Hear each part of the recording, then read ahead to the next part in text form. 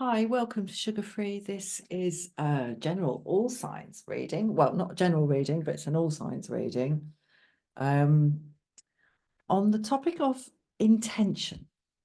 That's what we're looking at today, intention. So, yeah, it's just on my mind at the moment. There seems to be a lot of stuff like suddenly popping up out of nowhere.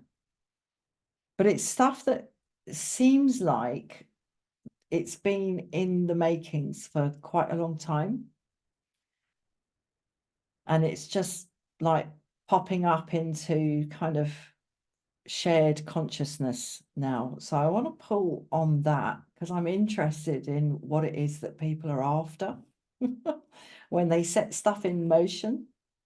So that's what we're going to look at in this reading. This is the minor arcana of the Rider-Waite split into its suits, all shuffled. This is the major arcana of the Rider-Waite, all shuffled and higgledy-piggledy in terms of upright or reversed. And this is the major arcana of the ancient Italian tarot, all shuffled, ditto, upright and reversed. So I'm going to pull 3 from this for the big picture, and then we're going to drill down into each of those 3 by pulling 1 from each suit of the minor arcana. So here we go. Intention. Like how do we sort of do that? Where do our ideas come from? It's interesting. I was thinking about ideas and thoughts in my daily meditation. I wasn't thinking about it in the meditation, but I was thinking afterwards about how thoughts manifest in meditation. I'm a Tibetan Buddhist and I meditate every day, as well as other sort of allied practices, mantra and pranayama. And there are some thoughts that come to the mind that are caused by previous thoughts, like this sort of jumping thing, this like association from one thought to another. And they're interesting, things like that, because you can learn a lot about yourself and your view by seeing how those thoughts associate with each other. But then there are other thoughts, and I used to get this a lot when I composed music and various other sort of creative things, where thoughts and kind of mental phenomena come out of nowhere, seemingly come out of nowhere, and they're interesting in another way.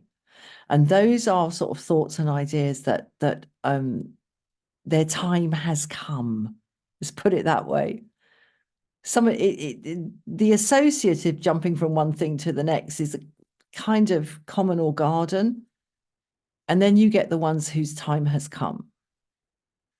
And what we then do with those thoughts and actions and intentions that can build around them, and how we manifest those in the world and navigate our power through those. So that's what we're going to look at in this reading. Welcome. Here we go. 3 major arcana. Look at that. High Priestess in the upright. Will you look at that? Well, there it is. The conception of mental phenomena. Okay. This is card number 2. We've had card 0, the Fool, the proto card of sort of existence, just sheer existence. And then you've got card number 1, the Magician, which is the capacity to make shit happen. And then you've got this sort of Shakti of mental phenomena here in the High Priestess. There it is. How beautiful. World in reverse. Wow. Okay. And Wheel of Fortune in reverse. I'm going to read this in the reverse today because it's come up after the World in reverse here. Very often I'm not bothered about whether the Wheel of Fortune is in this position, this orientation, or this one. I'm just not bothered. But today, it means something because the symbolism here, the depiction here, the aesthetic here is so similar of these two circles in reverse. And this is significant, the world in reverse in this second position.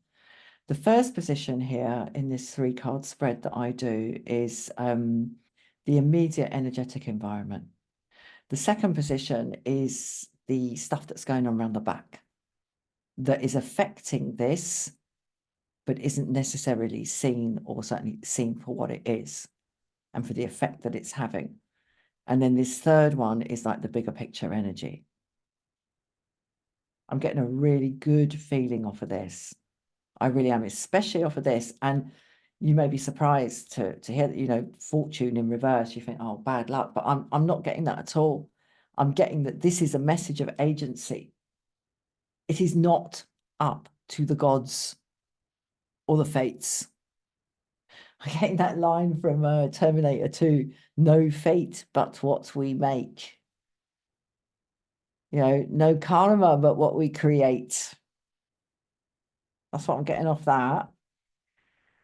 World in reverse, this is really, really potent here in the second position of like the hidden energy. Really, really potent. I'm getting a feeling off both of these cards that we've been around this. We know this territory. We've been around this wheel over and over and over again.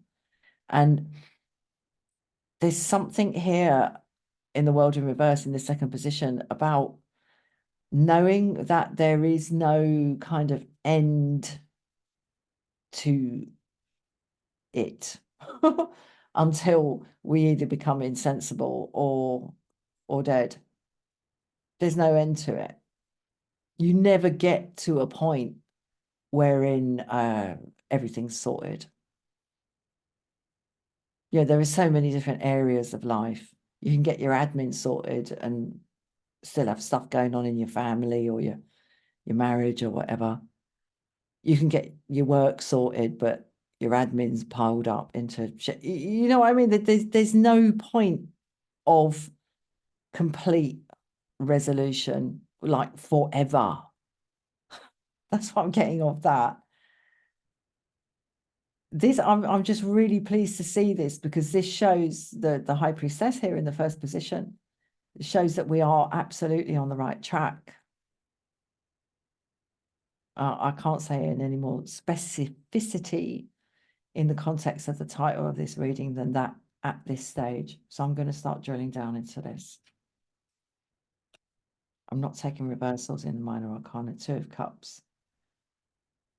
How lovely. I mean, how lovely. There's an understanding here. This is understanding.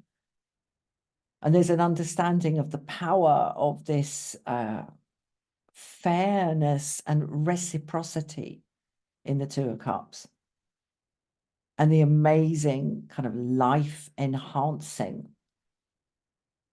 upshot of honesty and fair exchange here, and trust and faith, and a sort of putative and a forward-thinking loyalty.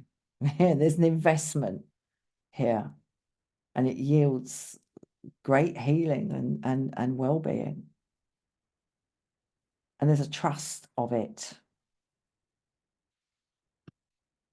How lovely. Ace of Swords, goodness me. I would say thus far in this reading, our aim is absolutely true. Absolutely true. But this is complex. As I said, it's potent and it's complex.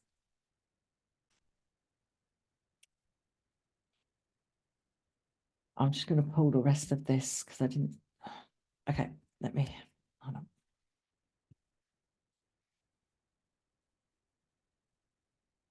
This 5 of Pentacles here has been overcome. But when you've been in a position like that, you never really forget it. Being in that degree of exclusion here in the 5 of Pentacles, it sears one to go through this, and you never really forget it. But in this column here, I'm getting that that's a good thing. It's not a drain, it's not a drag, it's not like a dead weight, this Five of Pentacles energy. It's simply, it's something important that underpins all this. We've got the Six of Wands here, like victory, basically. And I mean, yeah, victory. But I mean, look at this isn't the pomp of the Chariot. These are like plainly attired, like village people, townspeople who've managed to pull off a victory here. And there's a sort of commonality about this. And you know, there's winning a battle and there's winning a war. It's nice, it's lovely, the Six of Wands, but it's not forever necessarily. And I guess that's this sort of low level tug of what one has been through here, the privations that have been endured here in the Five of Pentacles. But there's wonderful, wonderful energy here.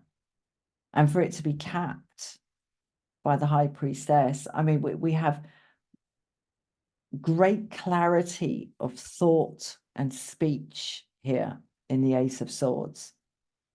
It is ours to wield. That's what I'm getting off this in this reading today. There's humility here. And there's humility here in the Two of Cups as well, because it takes humility to trust. Because in order to trust the other in awareness of their impoverishments and their limitations, which is what we see here in the Five of Pentacles, we have to acknowledge those things in ourselves as well. And I think we do here with the Ace of Swords, because and you know, that is a sort of victory in and of itself, because what that equates to is the absence of judgment. We don't have judgment here. I might or might not clarify with the major arcana of the Rider-Waite. That'd be interesting, wouldn't it? But I'm getting a very balanced energy off of this. And there is a touch of fear here in the Five of Pentacles. But I see that there's been great learning. I'm going to move on. Queen of Cups. Well, I said it's never over. And it is never over. This love and devotion here, from subject to object. Here we have the kind of the karmic triangle of love. We've got subject, object, and agent, action, and object. The agent is the Queen, the action is the love, the object is the cup. This is peaceful and kind of self-contained. It's a bit like the Temperance card or the Star in the major arcana. It's absolutely lovely. Let's see what it's doing here.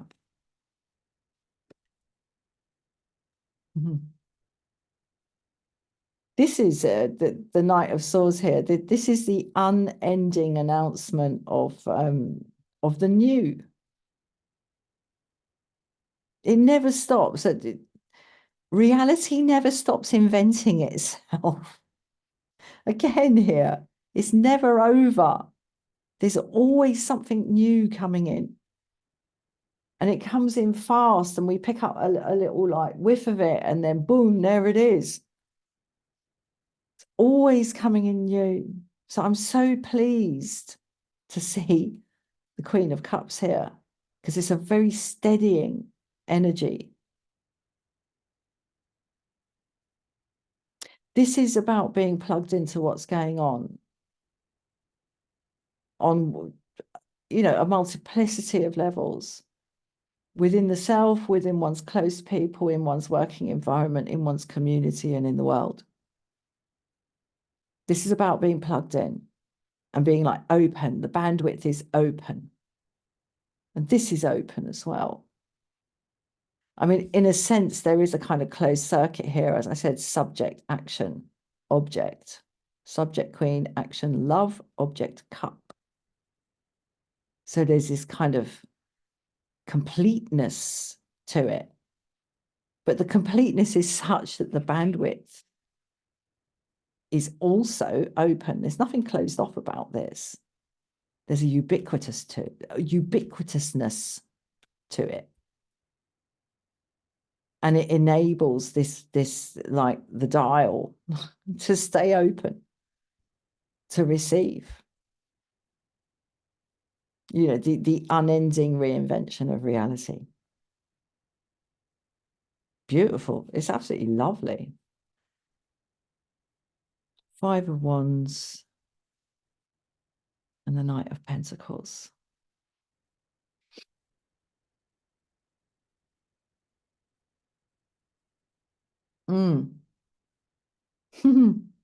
Yeah, okay.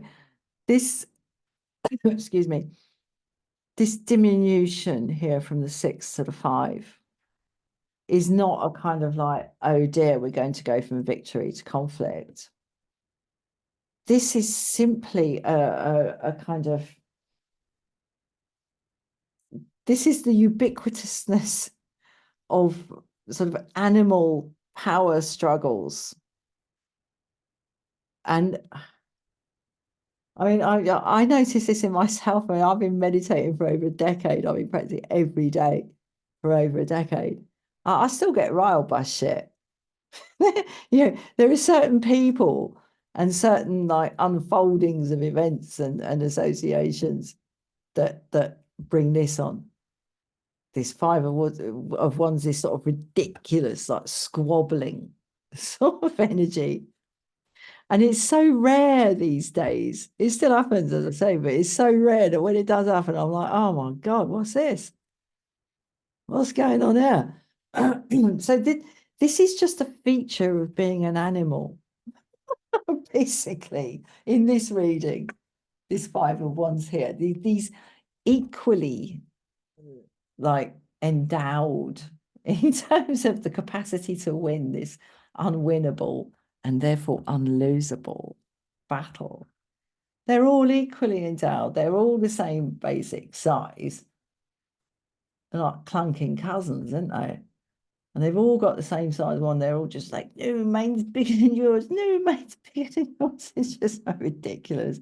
It's like pride and kind of, puffed out chests and like peacock tails opened and like flourished for no apparent good reason.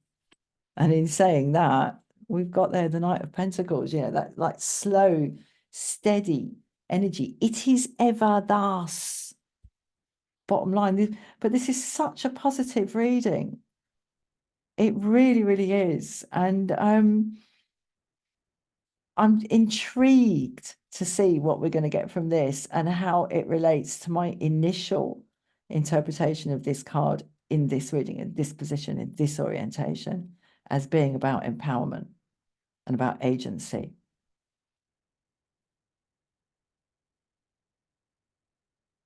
You see, I will be straight. I don't see thus far in this reading, in terms of you, dear viewer, dear listener, I'm not seeing a whole heap of agency here. I'm really not. This is actually really peaceful. This is very contemplative. I mean, the cards with the most energy here are the the sword cards, especially this Knight of Swords. But this is, it's not about anything necessarily happening. It's about being open to reinterpretations of things, if I can be that vague.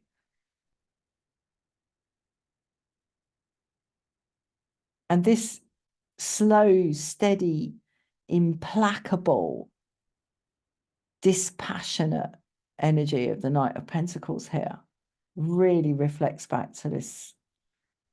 It's never over. This stuff is never over, whatever it is. And as I say that, my eye is drawn back to this Five of Pentacles. There's a slow, steady movement away from this.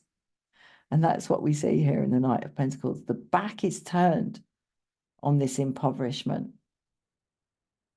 and this wretchedness here. This literally being out in the cold here in the Five of Pentacles. And this is about resources. There's a turning of the back on that. And as I said, this I see in no way as being predicted. This is rather an element, and clearly a quite powerful element, that is kind of underpinning this. But I'm not seeing here in this reading, in this column, any great worry. I'm seeing great wisdom in this. The only thing that really matters is love. And if you truly, truly take that on and embody that and enliven that and enjoy that, then, nothing ever sort of ends.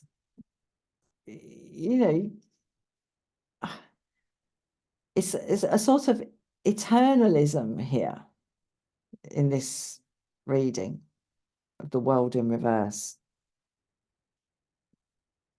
Yeah, an eternity, an infinity, a never-ending story, if you like. And that's what a bit, as I say, what I'm getting off the Knight of Pentacles there. And this, the Five of Wands, is part of that never-ending story as well. This like endless quest for supremacy.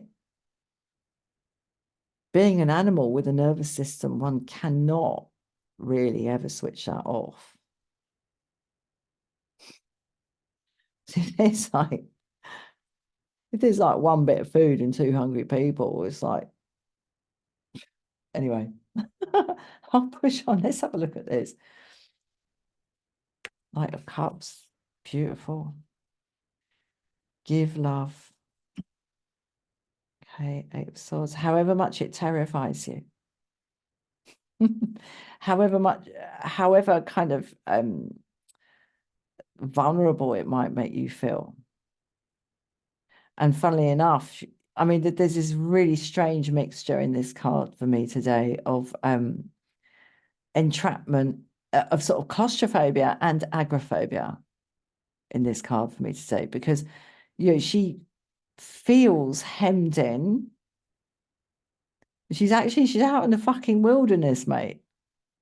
Look, there's like the town in the background, like with the warm fires and the nice food and the people and the bars and the connection. She's out again, out in the cold, but it's a state of mind. It's not an actual imprisonment. It's just the way she's seeing it. And that links straight back, of course, to the Five of Pentacles via the Five of Wands. Let's keep going.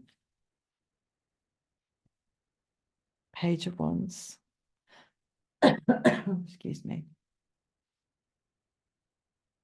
And the Six of Pentacles.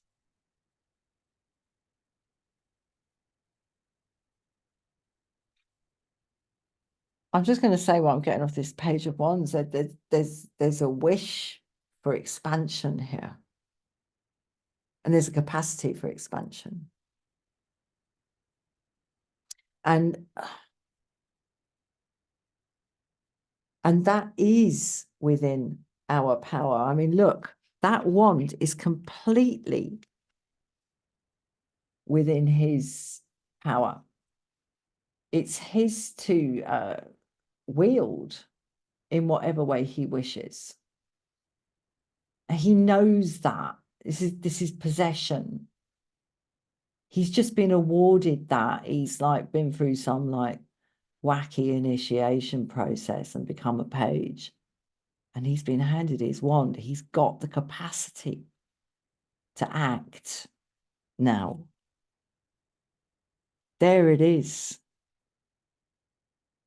And it's his possession, okay?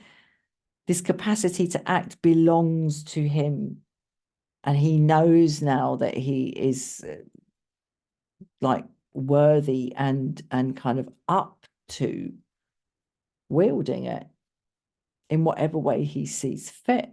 He's been given the tools and the permission and the knowledge and the right and the duty, if I may, to step up to that. And the key element, the key way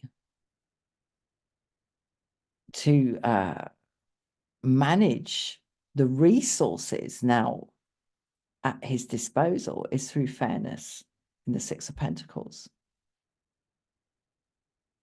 I mean, this Five of Pentacles is so kind of spiky and cold and crystalline and wretched. As I said, it's just, I mean, God, the penury.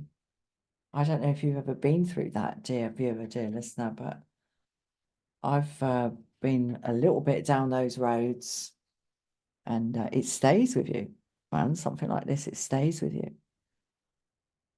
But in terms of how that translates into this quality of fairness here in the Six, and generosity, and perhaps even charity here,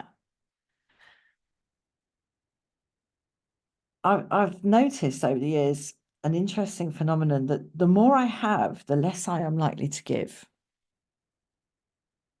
And the less I have, you know, conversely, the more I am likely to give. I've been in situations where I've been down to my last £5, €5 or whatever.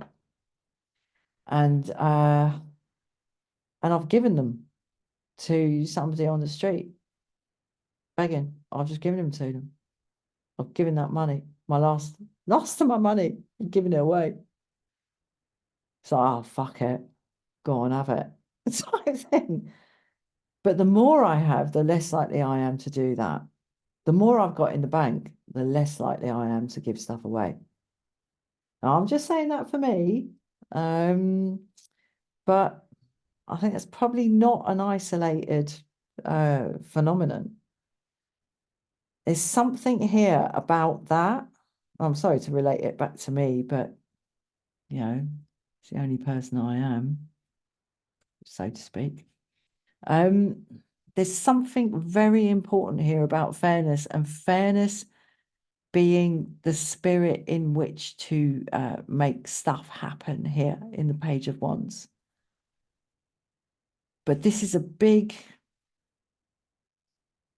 hurdle, this Eight of Swords here. It's a big hurdle. And it's the kind of mindset that sees the Wheel of Fortune in reverse and the world in reverse and kind of goes, oh my God. It's sort of catastrophizing. It's a bit like the Tower in the Major Arcana. Fairness is the key here. And in some weird way, like that thing that I said about being down to my last fiver and giving it away. I remember once coming out of Galerie Lafayette in Paris, and I lived over there as a young woman. And there was a man sitting on the pavement outside, covered in burn scars, absolutely fucking covered in them, begging. And I gave him my last money. I mean, you know, things picked up and I survived. But yeah, I remember that. And there's something, funnily enough, there's something sort of protective about that, because I was feeling like real shit because I only had a fiver left in my pocket, and kind of that was it for me until I managed to find a way to make some more money, which I evidently did. So there's my distress there, and then I see him and his distress is so much greater than mine, and I give him the money, and in a way that protects me morally and spiritually. It's the capacity to put one's own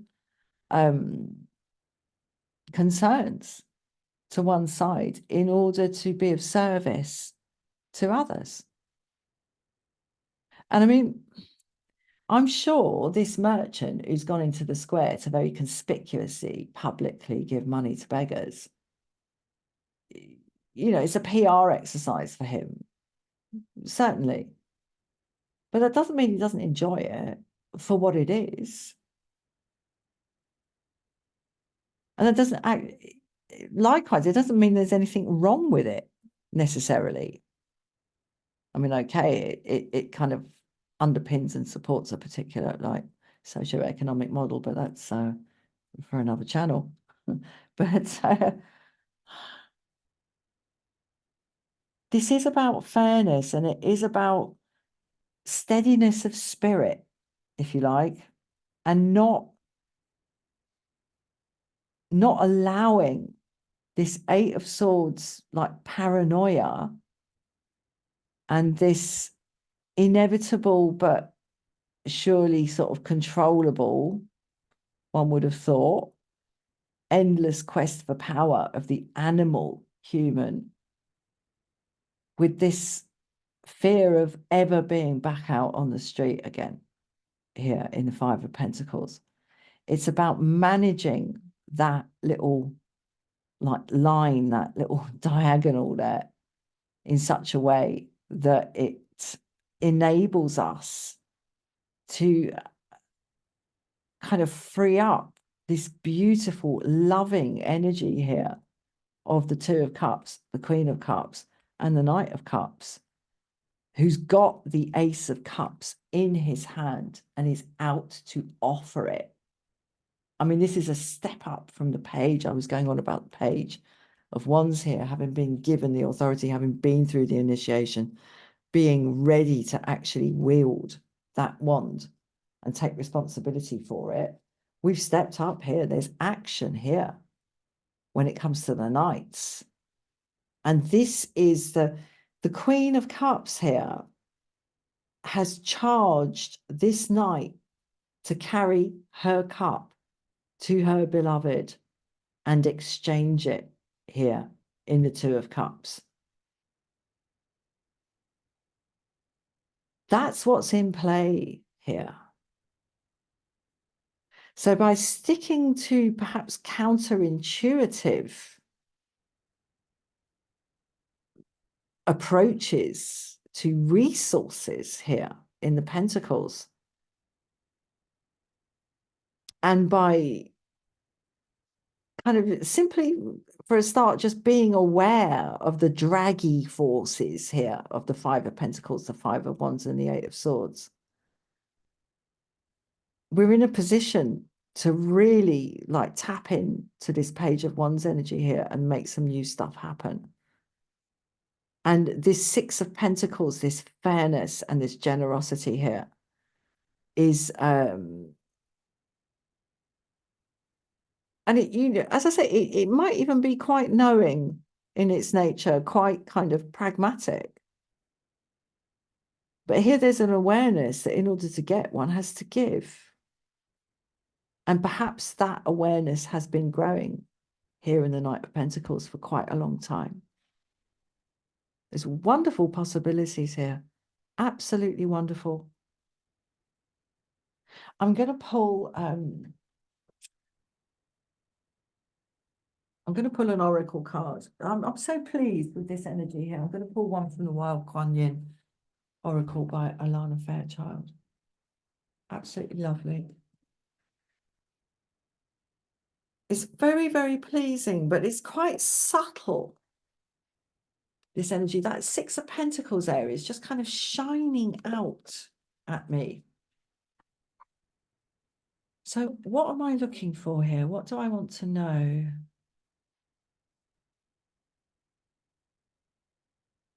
I want to know, I want to consult the oracle to get some idea of a direction of travel in terms of how to approach this little diagonal here, the Five of Pentacles, the Five of Wands, and the Eight of Swords.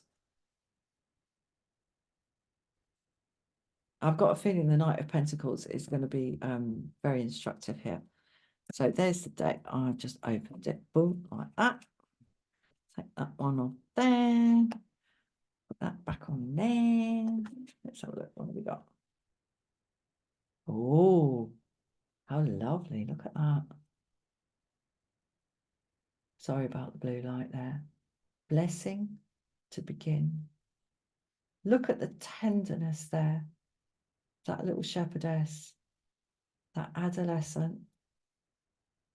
Step girl. They're both beginning, you see. It's the first time, if you like, for both of them. She's so young. I just want to turn that over and get... I'm trying to see what's happening with her hands there, because it kind of looks... Is that another hand to the side? It is.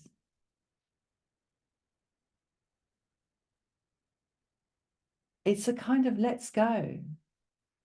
It's a kind of it's safe to go on this journey. And this reading is about intention. And I was talking about the kind of protective force of the capacity to, even for a moment, put one's own concerns to one side and regard the concerns of the other. And that's basically what's happening here in the Six of Pentacles. And the actions that flow, I mean, for all I know, that bloke sitting on the pavement outside Galerie Lafayette in Paris in sort of 1992 or whatever, you know, perhaps he was well supported somewhere and he was just like getting some extra dosh. I'm not bothered, really. I wouldn't want to be burdened with what he was burdened with. I really wouldn't. And his burden was far greater than mine. And it's something to do with that, the protective force and the blessing of the capacity of the human mind when it is engaged suitably with the heart to put oneself in the shoes of another and act accordingly, choose to act as oneself in a manner that reflects the equal dignity of all beings. It is a blessing and it is a protection.